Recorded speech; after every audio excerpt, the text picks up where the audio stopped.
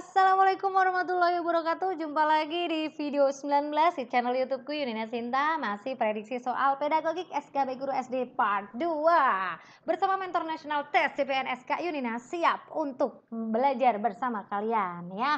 Silahkan untuk klik subscribe-nya dulu dan aktifkan tombol lonceng biar kalian dapetin notifikasi setiap aku unggah video-video baruku.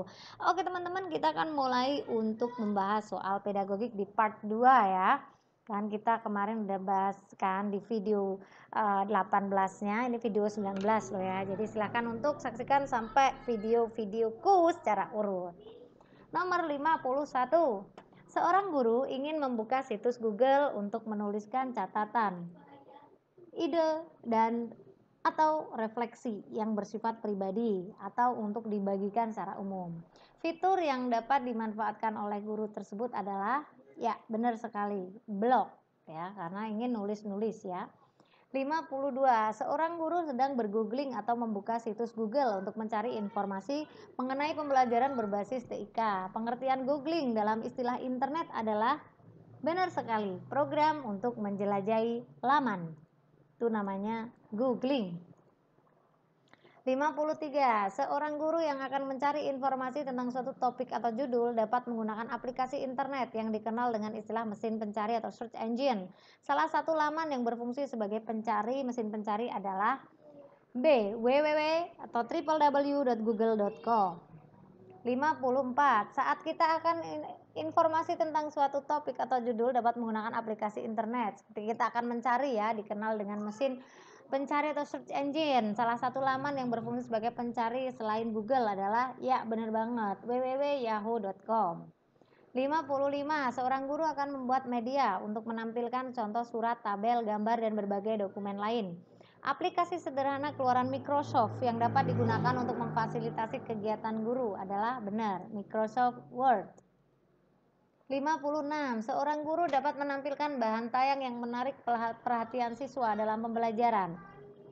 Program tampilan bahan tayang ini difasilitasi oleh Microsoft. Aplikasi sederhana keluaran Microsoft yang dapat digunakan untuk membuat presentasi adalah, betul, Microsoft PowerPoint. 57. Tools pembelajaran daring online cukup banyak dan memiliki fungsi masing-masing. Salah satu fitur berupa kumpulan soal tes. Fitur model ini adalah, ya benar banget, kuis. 58. Dalam pembelajaran daring terdapat beberapa unsur atau elemen pembangunan pembelajaran elektronik. Unsur berikut yang bukan termasuk unsur pembangun elektronik. Ya benar banget, penata grafis atau desain grafis. 59. Dalam mengawali pelajaran, Pak Ali merumuskan pertanyaan, mengumpulkan data dengan berbagai teknik, mengasosiasi, menganalisis, mengolah data, dan menarik kesimpulan, serta mengkomunikasikan hasil yang terdiri dari kesimpulan untuk memperoleh pengetahuan, keterampilan, dan sikap. Langkah yang dilakukan Pak Ali merupakan bagian dari model pembelajaran, betul sekali, saintifik, dari merumuskan, mengasosiasi, hingga mengkomunikasikan.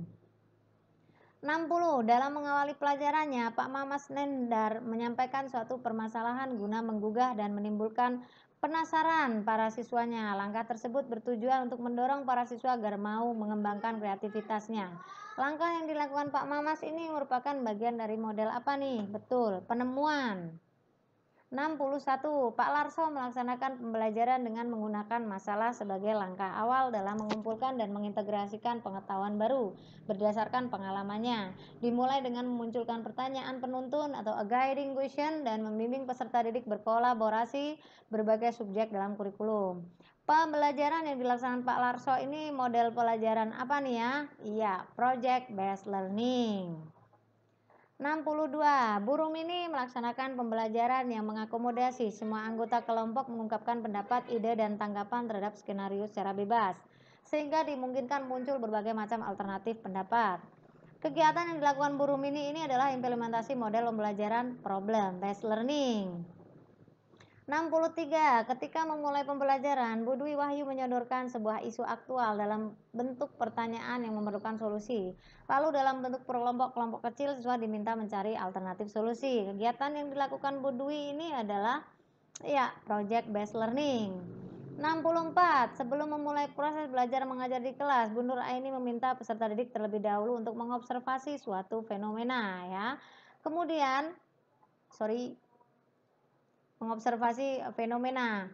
Kemudian peserta didik diminta mencatat masalah-masalah yang muncul. Setelah itu, peserta didik dirangsang untuk berpikir kritis memecahkan masalah yang ada. Sementara itu, Bu Nur Aini mengarahkan peserta didik untuk bertanya, membuktikan asumsi, mendengarkan pendapat yang berbeda dari mereka. Kegiatan yang dilakukan ini merupakan model pembelajaran apa nih? Betul sekali, karena merumuskan pertanyaan yang muncul maka problem based learning. 65. Pak Kandi bersama siswanya merencanakan sebuah kegiatan secara kolaboratif. Hal ini dimaksudkan agar peserta didik merasa memiliki dan bertanggung jawab atas kegiatan yang telah direncanakan bersama itu. Dalam perencanaan itu dibicarakan mengenai aturan main, aktivitas pendukung, alat dan bahan yang dapat diakses, cara dan langkah bekerja untuk menyelesaikan rencana kegiatan kolaboratif tadi. Model pembelajaran yang dipraktikkan Pak Kandi, prinsip model, ya, project based learning. 66. Berikut ini merupakan langkah pembelajaran dengan model project based learning. 1. Penentuan pertanyaan dasar. 2. Mendesain perencanaan proyek. 3. Menyusun jadwal, create a schedule. 4. Memonitor peserta didik dan kemajuan proyek, menguji hasil, dan terakhir mengevaluasi pengalaman. Urutan yang benar sebenarnya yang mana nih? Ya, urutan yang benar adalah 1, 2, 3, 4, 5, 6. Ini sudah urut. 67. Perhatikan langkah-langkah kegiatan pembelajaran yang masih acak berikut ini. 1. Mengorganisasi siswa dalam belajar. 2. Orientasi siswa pada masalah. 3. Membimbing penyelidikan siswa secara mandiri atau kelompok. Dan 4. Mengembangkan menyajikan hasil karya. Langkah-langkah tersebut harus disusun ya dengan baik berdasarkan problem based learning. Urutannya adalah 2, 3, 4, 1. Pertama ini dulu, 2. Kemudian yang ini ya, 3. Kemudian 4. Kemudian 1. Jadi kita kasih orientasi masalah dulu, ini 4. Ya, kemudian membimbing menyelidikan, kemudian mengembangkan menyajikan hasil karya, baru mengorganisasi siswa dalam belajar gitu ya. Kemudian kita akan menuju ke nomor 2, 3, 1, 4. Ini dulu ya guys ya, sorry. Gua nggak fokus nih, gagal fokus nih.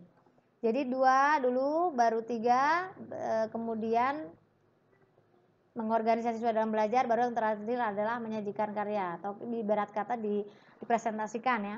68. Langkah-langkah kegiatan pembelajaran, orientasi siswa pada masalah, mengorganisasi siswa dalam belajar, membimbing penyelidikan, mengembangkan menyajikan hasil karya, menganalisis, mengevaluasi. Fase pembelajaran tersebut dalam fase siapa sih? Ya benar, karena ini penyelidikan ya, maka pemecahan masalah, maka lebih ke problem based learning. Nomor 69, soal penilaian.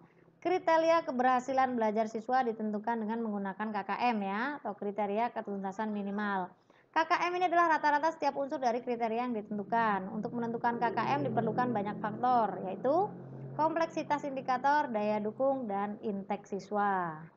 Nomor 70, fungsi KKM, kecuali ya, sebagai kegiatan pengambilan keputusan dapat dilakukan melalui metode kualitatif dan kuantitatif. Ini kecuali ya, karena ini sebagai acuan menyiapkan diri, merupakan target satuan pendidikan dan dapat digunakan sebagai bagian dari komponen melakukan evaluasi program. 71. Fungsi indikator sebagai penanda dalam, betul, indikator itu untuk mencapai kompetensi dasar ya. 72. Untuk menentukan tindak lanjut pembelajaran, tindakan yang perlu dilakukan guru adalah betul memilih waktu yang tepat. 73. Instrumen yang digunakan untuk menilai perilaku siswa, benar, karena kita nilainya adalah perilaku siswa, maka lebih ke pedoman observasi. 74. Bila Anda sebagai guru menemukan peserta didik mendapatkan hasil belajar yang rendah, tindakan Anda adalah ya, memberi bantuan belajar kepada peserta didik tersebut. 75. Sebelum guru menyusun soal-soal untuk menilai hasil belajar peserta didik, manakah yang pertama kali harus dipelajari? Ya, indikator pencapaian kompetensi dulu. 76. Salah satu prinsip penilaian hasil belajar peserta didik harus terpadu. Maka, ya, penilaian harus berkesinambungan oleh pendidik untuk semua aspek kompetensi. 77. Instrumen penilaian hasil belajar yang digunakan pendidik harus memenuhi persyaratan berikut, kecuali digunakan untuk ulangan semester dan akhir semester. Ini kecuali ya. 78. Kriteria ketuntasan minimal atau KKM merupakan kriteria ketuntasan belajar yang ditentukan oleh sekolah. Pada prinsipnya merupakan apa nih? Ya, nilai maksimal yang dicapai oleh peserta didik. 79.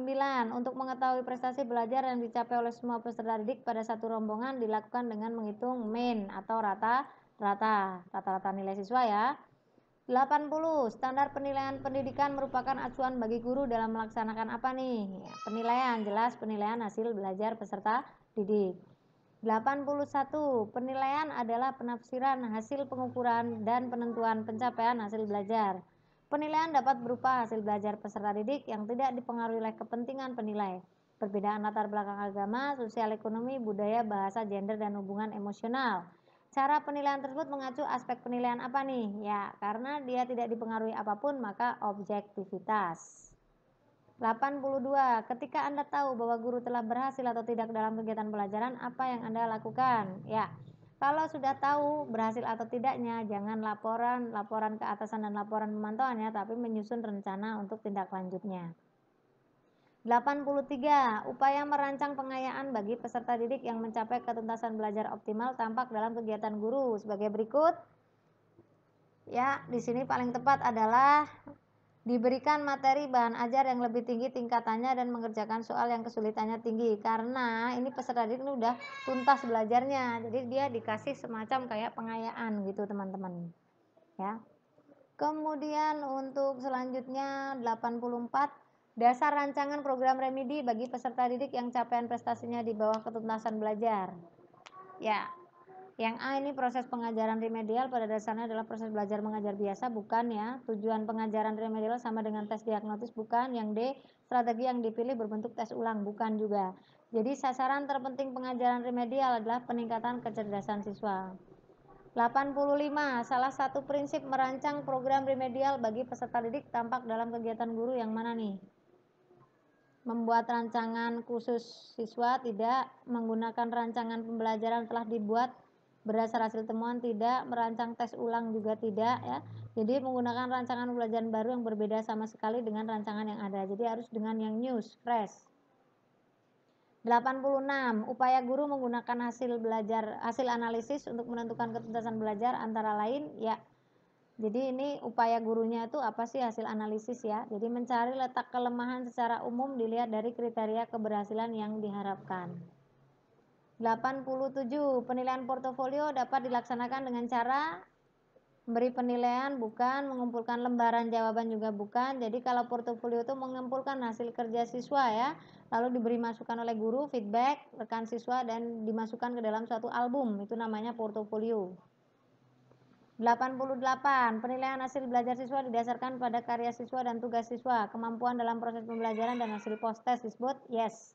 Authentic assessment itu adalah didasarkan pada tugas-tugas siswa, dari kemampuan siswa dalam proses pembelajaran, itu namanya authentic assessment. Nomor 89 ini tentang soal pendekatan penilaian. 89.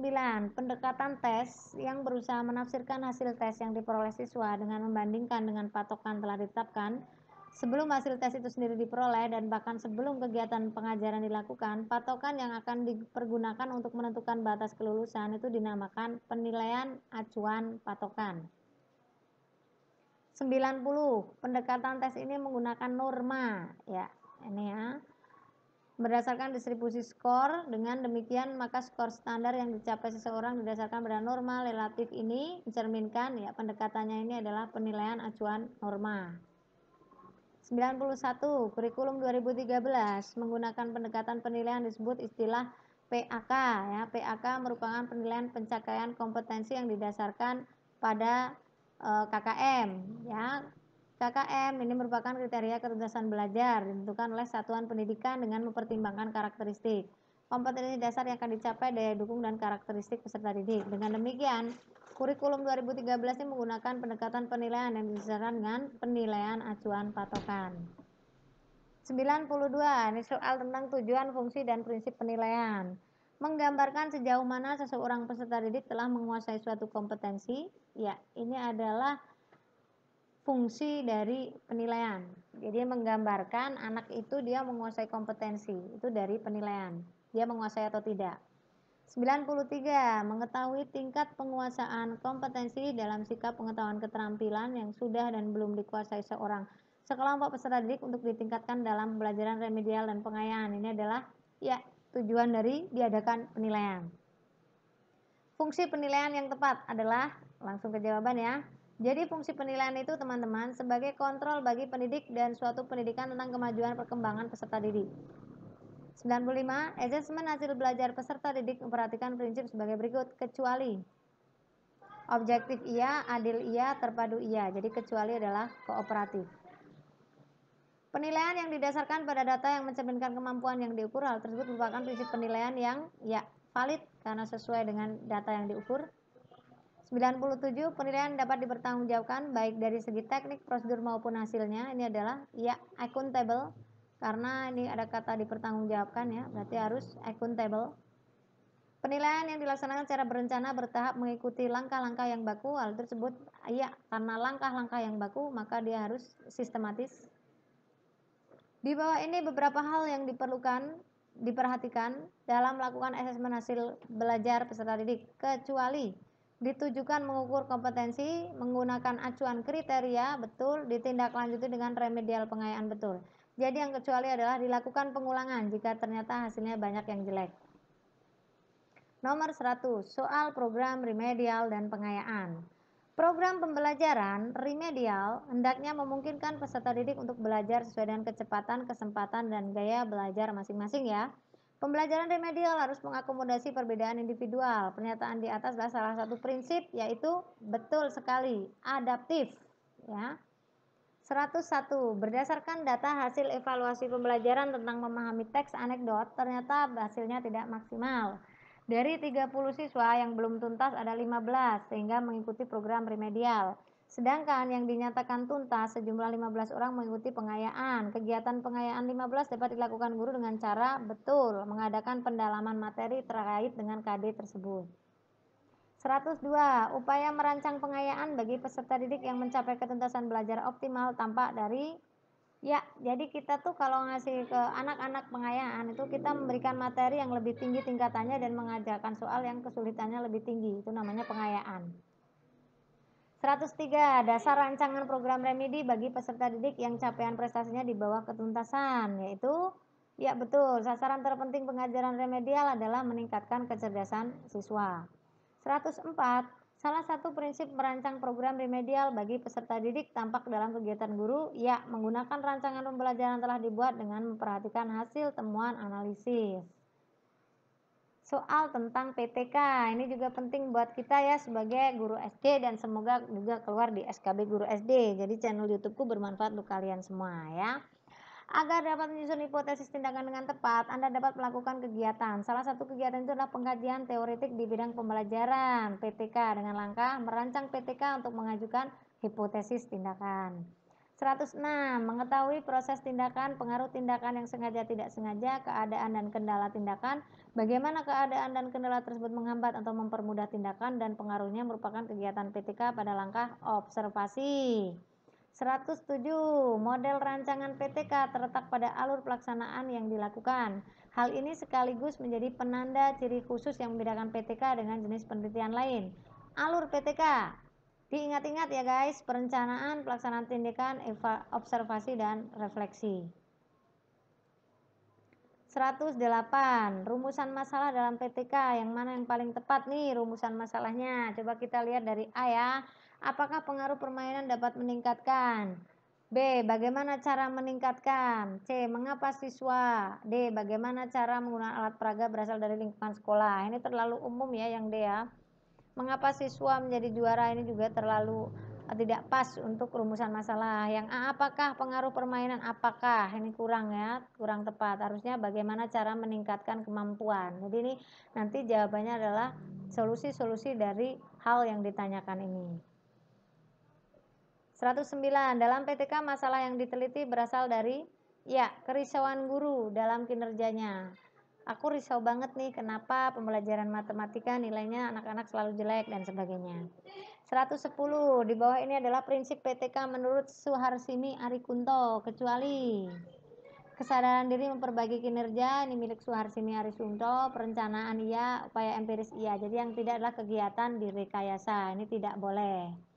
111. Pola perencanaan pelaksanaan observasi refleksi secara bertahap dan terus-menerus merupakan karakteristik PTK dalam hal betul menganalisis masalah. 112, peran guru dalam PTK. Ya, guru itu bisa sebagai guru dan juga bisa dari peneliti. 113, berikut ini kegiatan PTK pada tahap pertengahan tindakan, kecuali ya analisis data, itu bukan di pertengahan tapi di akhir ya. 114, tujuan PTK untuk apa sih sebenarnya? Nah, ini yang perlu diingat-ingat kita ya sebagai guru untuk memperbaiki kegiatan belajar mengajar kita. 115, merenungkan kembali tindakan perbaikan dan dampaknya serta mencari jalan keluar untuk tindak lanjut PTK. Ini adalah merenungkan, berarti refleksi. 116, latar belakang tujuan penelitian dan manfaat penelitian harus menjadi bagian dari PTK, khususnya pada bagian pendahuluan. 117, persiapan awal dalam PTK adalah betul, membuat rencana dan skenarionya.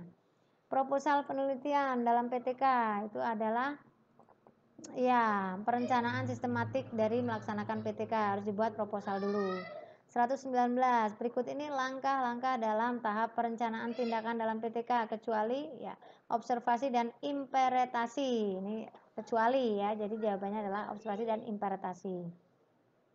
Soal selanjutnya adalah soal refleksi pembelajaran. 120, kegiatan yang harus dilakukan setelah pembelajaran itu adalah guru harus melakukan refleksi ya.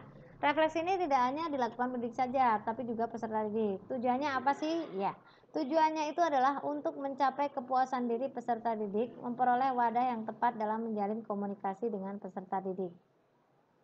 121, kegiatan yang harus dilakukan setelah pembelajaran adalah melakukan refleksi. Tujuan refleksi bagi pendidik, ya, untuk menganalisis tingkat keberhasilan proses hasil belajar peserta didik. 122, kegiatan refleksi merupakan kegiatan terakhir dari pelaksanaan pembelajaran. Pada kegiatan inilah guru akan dapat mengetahui berhasil tidaknya rencana pelaksanaan pembelajaran.